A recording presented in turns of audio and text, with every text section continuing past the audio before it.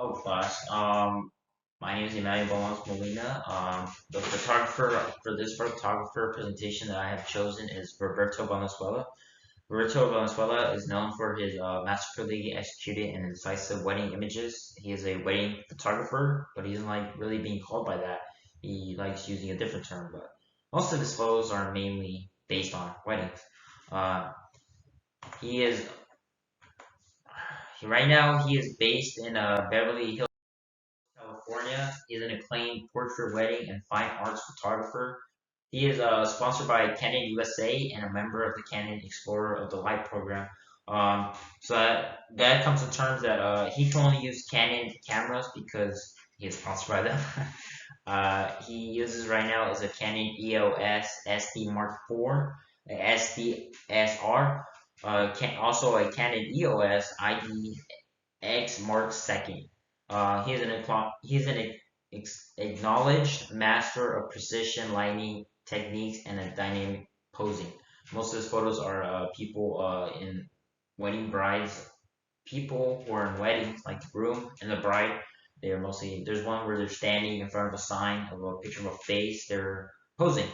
Um, he is also a respectful teacher and lecturer. Right now, he is teaching certain classes on wedding photography. So if you want to learn more about that, you should check it out. He is a top-selling author in the wedding photography book category. He has many books, but there's like four distinct ones that stand out. He is one of the top. He is one of the 10 most influential photographers and educators in the world. Before photography, he was a pilot, but he doesn't really do that now because he mostly sticks to his photography. He was also a professional guitarist. When during his guitarist days, he developed a unique teaching style by following the same practice regimen that he would later use into his photos. His photography is basically based on weddings. He has been an international first place winner for three times in a row, which is a really huge accomplishment in a photographer. His first book he sold was his first book was called Picture Perfect Practice. Is currently number one bestseller on Amazon under the wedding photography category. He also has another book that was I think top one most read under wedding photography. Um, books. These are the three main ones. Picture perfect posing, picture perfect lighting, and then the one I just mentioned, the picture perfect. Now, so these pictures are really amazing because he has so many, but these three caught my attention because the first one is a light. It's dark. The background is dark. You see the reflection of I think the carpet or the I would say the windows reflecting. But what caught my attention was the person in the photo. She looks like she is the only one in light. The background is dark. She's in a house. I want to say she's walking towards the outside door. I'm not sure. I think I see a piano in the background, but the background doesn't really matter because it's all dark. The person that matters is the subject, which is really amazing with this photo. The second one is the bride and groom. They're embracing their love during a rainy day. It's special because this photo, the car, the tree, and the rain, they are all in this photo, but they aren't really to matter. What matters more is the groom and the bride embracing their love. I think that's really amazing work. The way the rain is captured, it looks like the rain's not hitting them at all. It is, but the photo makes it look like they have this glow where the rain just has to avoid it. It's unique. And I didn't really expect that as a wedding photographer. I expected like photos at the altar, I don't know, family, normal photos. The third one, it looks like a portrait to me. It looks like the bride, she's standing still in portrait mode, I would say. She's posing. I want to say she's at a church because there's crosses on the buildings. The windows don't really overexpose the lightness outside. It's just really dynamic.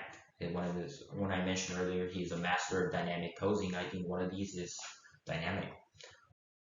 Another photo I liked was this one. It was I want to say it's a groom and bride again because it's weddings. So who else would it be? Um, the one I like, what I like about this photo is the bride looks like she's in a mirage. Like there's so many of her. There's duplicates. It looks like she's running fast, but she's not running at all. But it just looks so good. Like I did not expect this at all. I think it's really amazing work by this man. Third one, I just picked a generic photo, basic. What I wanted to say was, even when he's taking basic photos, they're still unique because this photo, it does look generic, just looks like a happy bride just ready to get walk down the aisle. But this photo tells more, and that's really amazing. Even though it looks like a basic photo that has no explanation, but this one does. He has many quotes. What I like were these top three because the first one says, "I'm not satisfied with the outer tappings of strength and attempt to look strong. I want the viewer to actually feel the subject's strength throughout the photo."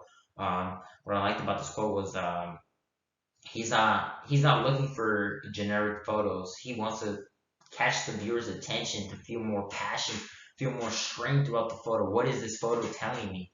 That's what he wants people to feel. The third one I liked was, "I was self-taught, but with a reckless passion, commitment, and dedication to becoming a great photographer." That one's really cool because it shows that even when he first started out, maybe he didn't have the best help. No one helped him out. He had to do this on his own. And in order for him not to give up, he had to remember his commitment to wanting to become a great photographer, and that's really amazing. And thank you for listening to me and my presentation. I'm sorry for the few stumps I take, but